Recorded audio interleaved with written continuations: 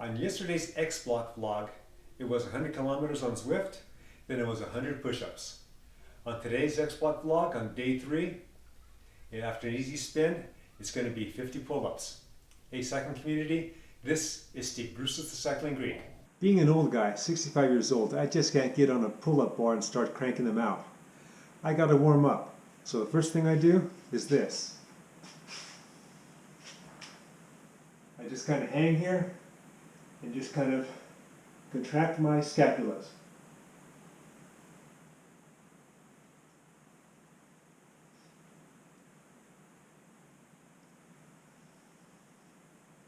That way I won't cause any damage because I've done that before. Live and learn. And I'm still not warmed up. There's a lot of damage that can happen if I start too early. Next thing I do, assume the position.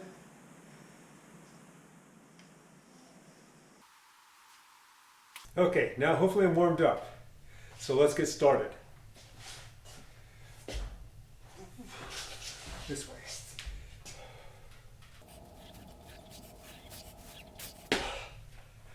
4. There's a reason I chose 50 and not 100.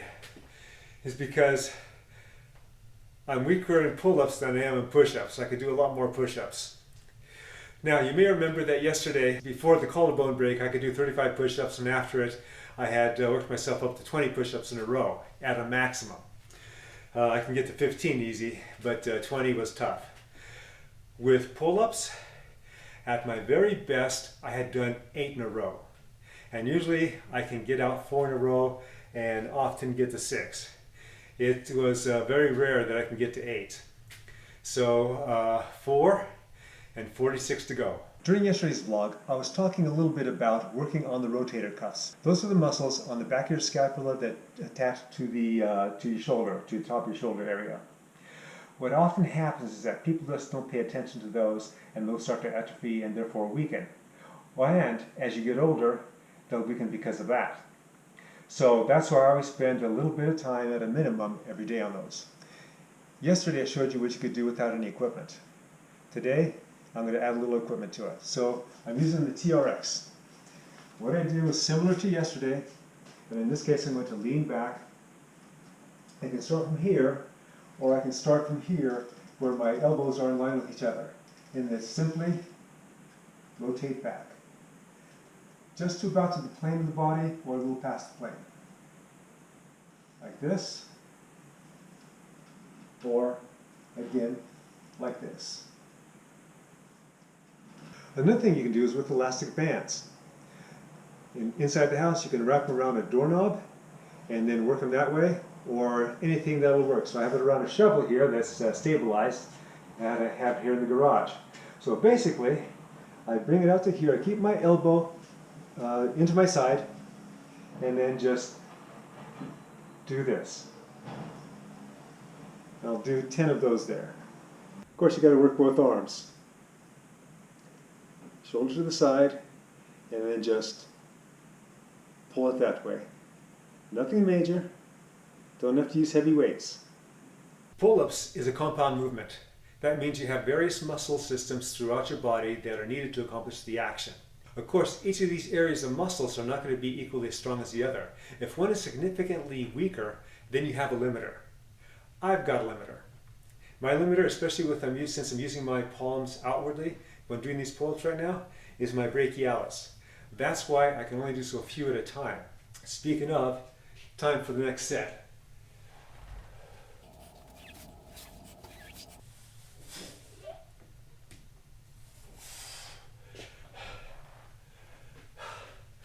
You may notice my legs are trying to come up. That's because I'm fighting myself trying to kick my legs up to give me some extra oomph to get that last one up. It's not important that you get yourself to the top. It's important that you do it with proper form. Now my form is going to be challenged the farther I go on. Okay, that's 8, 42 to go. Let's take you on a quick tour of my pull-up equipment. So I don't have a bar like you would expect at a playground or a school. I have this. This is my garage door opener. Now, and what I have here is just some old t-shirts there, just wrapped, and then what you may be able to see up there, ordinarily this had 2 bolts that supported this. Now, holding this garage door, that's pretty heavy. So if it's not up there, then hopefully my weight will be the same or close to it. Placing, oh man, a lot more bolts up there. Hopefully I created a more stable environment for this. And so far it's been working out for me. Now, you'll notice here that this rail is bolted in into here. So I always have the pressure here. Because if I had the pressure from the other side that I was doing it, like this, I feel it would tend to try to strip this away. So I don't want that happening. So when I always have my palms facing toward the south. When I'm doing a chin-up in this manner with my palms facing inward, then I'm on this side because it'll tend to pull this back out that way. To give my brachialis a rest, I'm going to turn it around.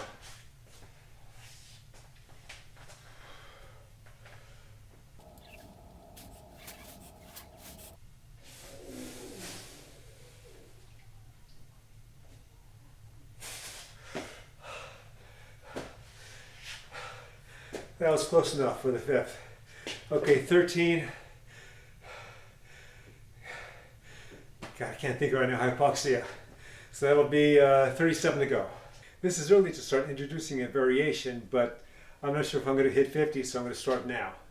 So I've been having, previously, you've seen me have it about shoulder width. And that engages the back, the lats, in a certain manner. Now, I go wider, it's going to emphasize a different portion of the lats. So let's see how far I can get with this.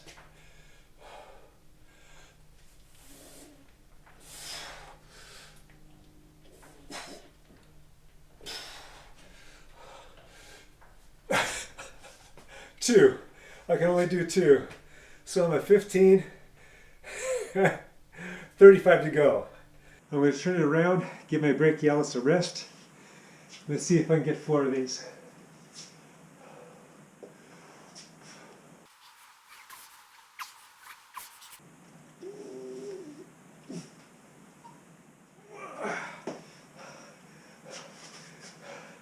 Let's say the last one's a gimme. Okay, 4, 19. If you're a cyclist and you're concerned about weight, will lifting weights or doing this type of work add weight to your upper body? Well, depending on how you do it, yes. And more than likely, yes. So when you take a look at the vegan cyclist and Phil Guyman, for examples, they are on the lean side of very lean. It's working for them. They have certain goals that they're trying to attain, and they seem to be attaining them. If they're doing any upper body work that they're not showing on YouTube, good on them. If they're not, then hopefully when timing works out for them, for their goals, if they can do it, then it'll be a good thing to do. It's especially important for me. Now, I am 6 foot, and last time I weighed myself, I'm 162 pounds. So that's pretty darn good, especially for an average American. I still have some weight I can get rid of down here, and I'm still looking forward to that. Now that I'm an old guy, it's use it or lose it. I gotta work it because things just get tougher, especially when you get older. All right, I delayed enough. Time for another set. Back to regular style.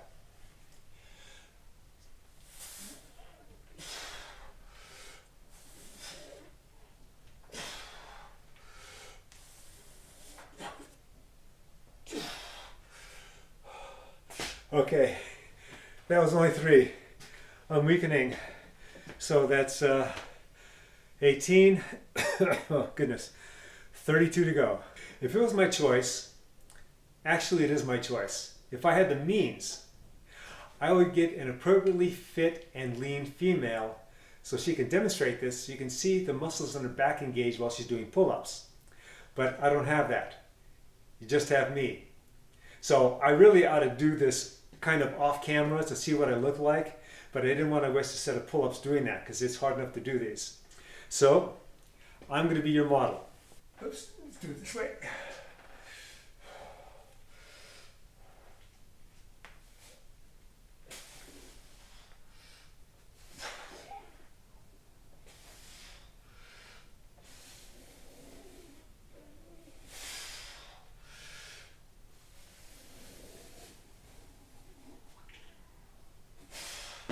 Another variation that I can't do is grabbing the bar like this and then pulling yourself up all the way to the hip. I can't do the hip. I can get here, but we'll see what I can do.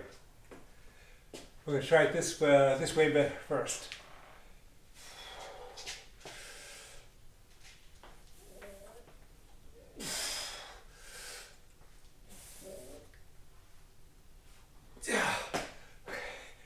The other way now.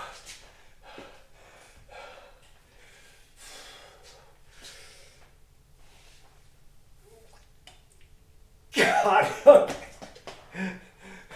We'll say that's to give me 2. So what we're going to do for the rest of them, hopefully I can get to 50. I still don't know if I can do that still. We're going to fast forward.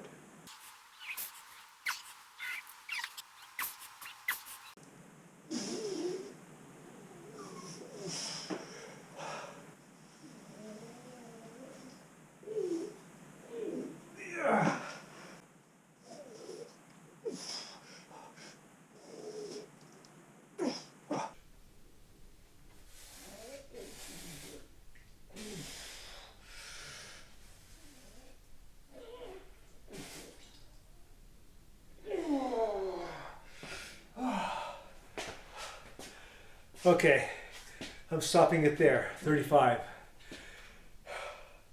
I don't know how much benefit I can get from trying to those last 15 because I'm sure they're going to be like one at a time. And I got other things to do too. So even if I did 1, that'd be better than doing 0. 35 is good. 35 in sets of 3 and 4, that's still good. That's still good. Okay, remember, a good plan and consistency. You need that consistency. All right. Comment, like, subscribe. Hope you got something out of this. The Cycling Greek.